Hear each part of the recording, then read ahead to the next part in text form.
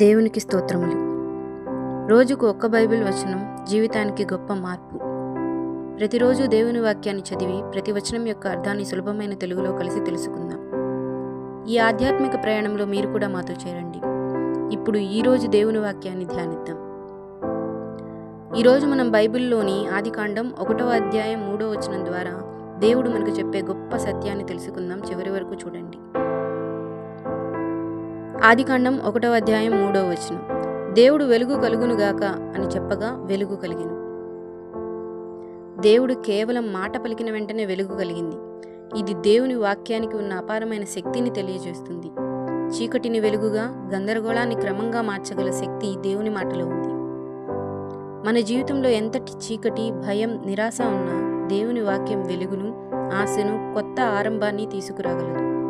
ఆయన మాటను విశ్వసించి నడిచినప్పుడు మన జీవితంలో కూడా వెలుగు ప్రకాశిస్తుంది. దేవుని వెలుగు మీ జీవితాన్ని నింపునుగాక. ఈ వీడియో మీకు ఆశీర్వాదకరంగా అనిపిస్తే లైక్ చేయండి. మీ కుటుంబ సభ్యులు మరియు స్నేహితులతో షేర్ చేయండి. ప్రతిరోజు ఒక బైబిల్ వచనం మరియు దాని సులభమైన వివరణ కోసం మా ఛానల్ను సబ్స్క్రైబ్ చేసి నోటిఫికేషన్ బెల్ను ఆన్ చేయండి. దేవుని వాక్యంతో ప్రతిరోజు కలిసి ఎదుగుదాం. దేవుడు మిమ్మల్ని సమృద్ధిగా ఆశీర్వదించును.